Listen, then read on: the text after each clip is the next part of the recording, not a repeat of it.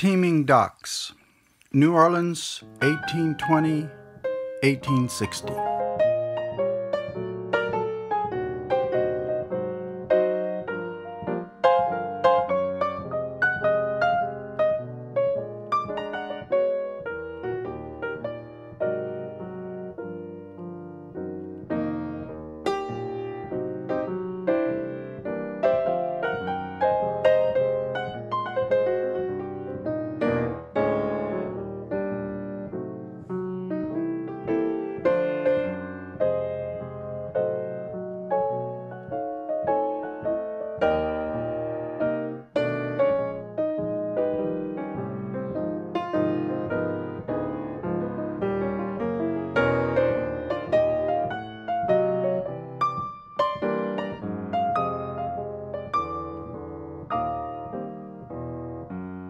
Like many a soldier come home from war, who, for instance, ever filled us in on the elderly Menelaus?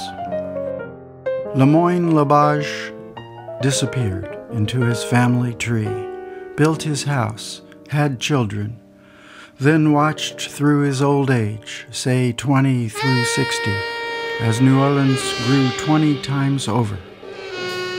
And the harvest seasons along the Mississippi brought bountiful oodles of stuff that overflowed the wharves, the levees, and the nearby streets on the Crescent.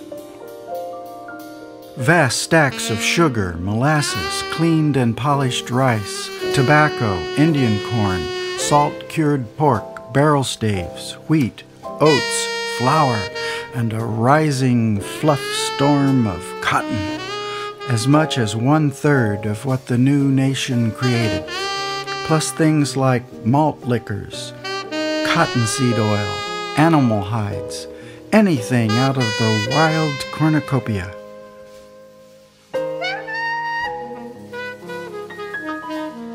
These stacks of raw stuff were Gaia's prayer feasts.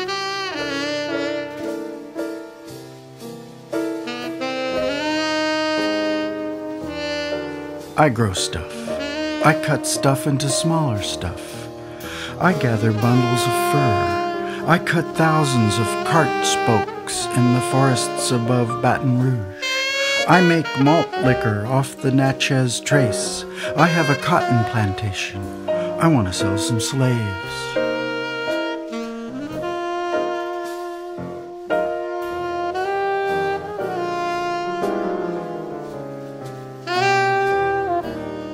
And all of us are headed for New Orleans to send this stuff to the world and get stuff back. For stuff is the parcel of never enough. Such a manic hope of, expectation of, and thirst for wealth. A big house and a lot of servants, silk and cash salience. It was just around a bend in the river.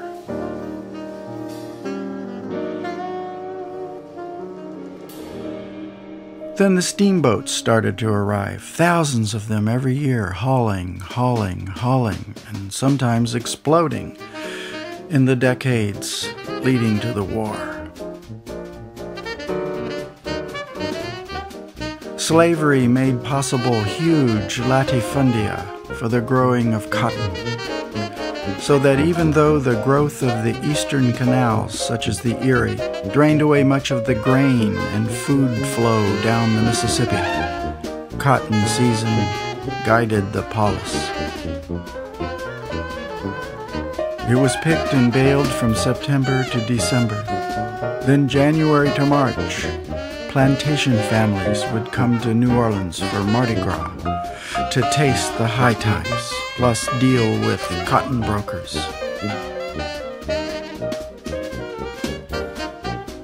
The slaveholders, always had a fear of a Spartacus arising on the bayous, so that by 1830, slaves were banned from learning to read and write.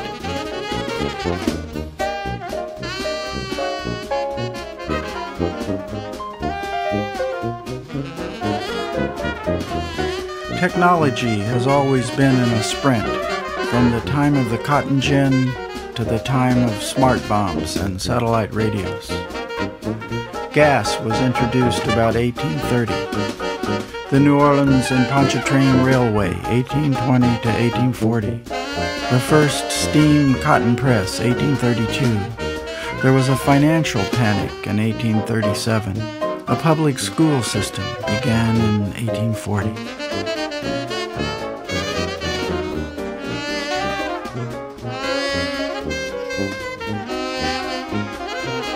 The control of testosterone and the patterns of anger in the genome came about through generous waving of the Bible, plus structures of fun and politeness, to place into strictures what the 11th edition termed, quote, the disorders and carousals of the rivermen and adventurers that filled the city, unquote.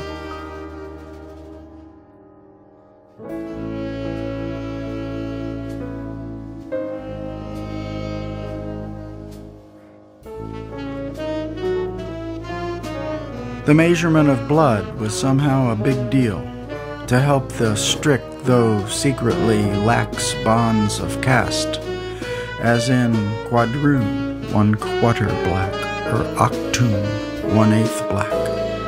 The famous quadroon balls arose around 1824. There was a ban on masks, which few paid attention to.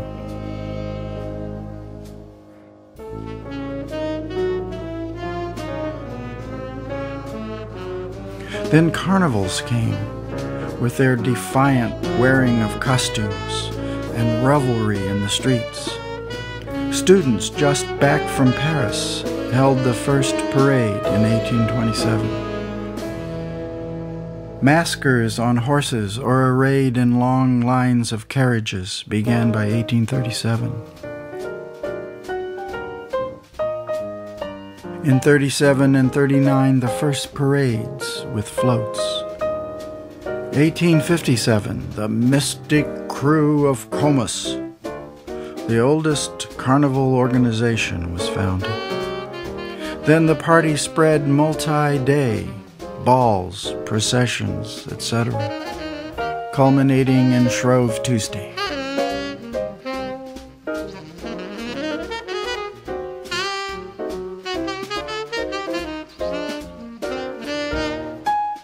Meanwhile, the stacking of stuff went on sans cease.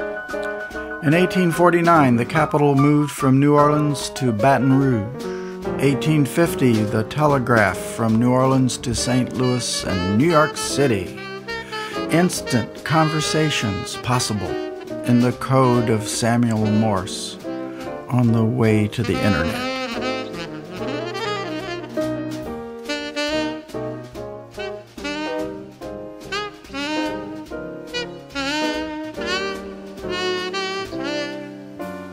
1851, the first railway leading north, the New Orleans and Jackson Line.